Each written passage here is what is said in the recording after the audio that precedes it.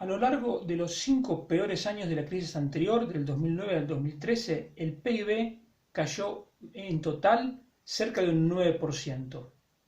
En 2020, solo en 2020, el PIB va a caer 14% o incluso puede que más. Al comienzo de la crisis anterior, en 2008, la deuda pública equivalía al 40% del PIB. Este año la deuda pública va a superar el 120% del PIB. El déficit fiscal máximo con Zapatero llegó al 11,5% del PIB en el año 2009.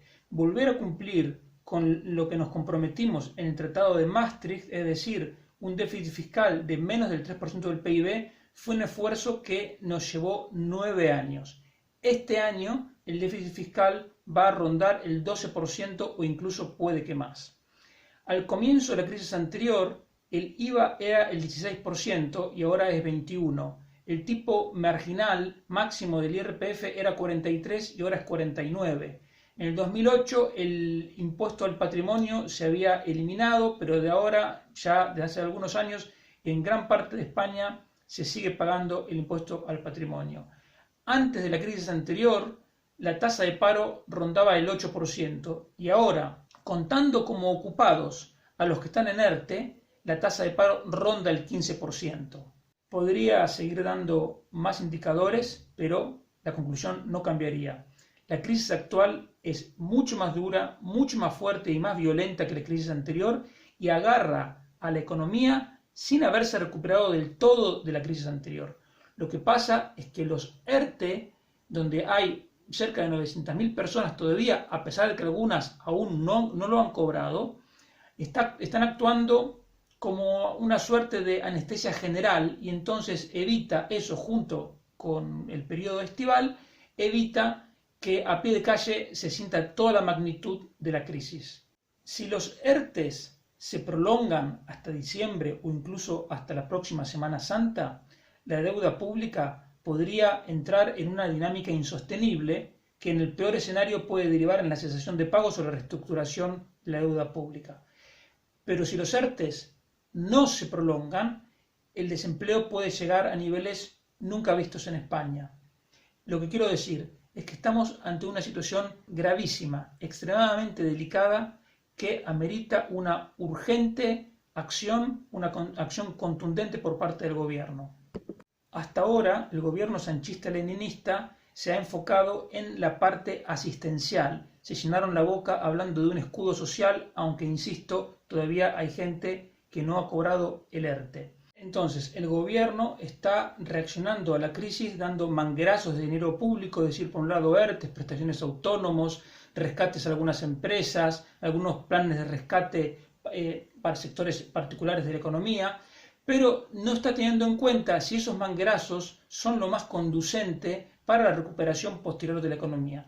Es, desde mi punto de vista, un enfoque absolutamente insuficiente y que va a aumentar de manera innecesaria los padecimientos de la población por esta crisis. El problema añadido es que este gobierno, aunque tuviera el plan adecuado, que no lo tiene, ya no tiene ninguna credibilidad para poder implementar un plan económico serio. ¿Por qué? Porque, como sabemos, este gobierno está formado por un mentiroso compulsivo y por un comunista bolivariano que quiere para España las mismas políticas que llevaron a la ruina a Venezuela. La pésima gestión de la crisis, el incumplimiento de las metas fiscales y tantas otras cosas son un ejemplo de que el gobierno es incapaz y que no está a la altura de un reto formidable que es el que tenemos por delante. La buena noticia es que hay una solución, pero para ponerla en práctica se necesitan patriotas y estadistas.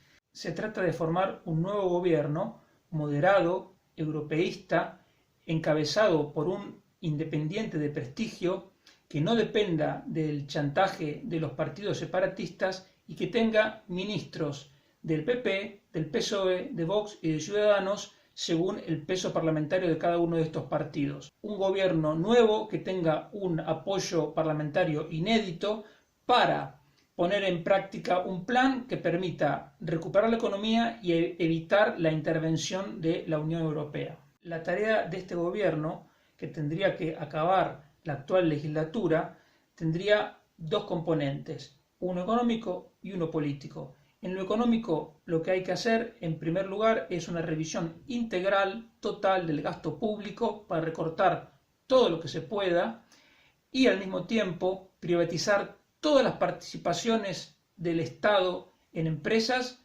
y con todo ese dinero, es decir, con lo que se ahorre de gasto público y lo que se ingrese por privatizaciones, amortizar deuda pública. Al mismo tiempo, rebajar impuestos, sobre todo el impuesto sobre sociedades, para permitir, alentar la inversión productiva y la creación de empleo, y en general implementar todas las reformas que la Comisión Europea, la OCDE, el Fondo Monetario Internacional y todos los organismos serios vienen recomendando a España para que la economía tenga una mayor capacidad de creación de empleo y tenga unas finanzas públicas sostenibles.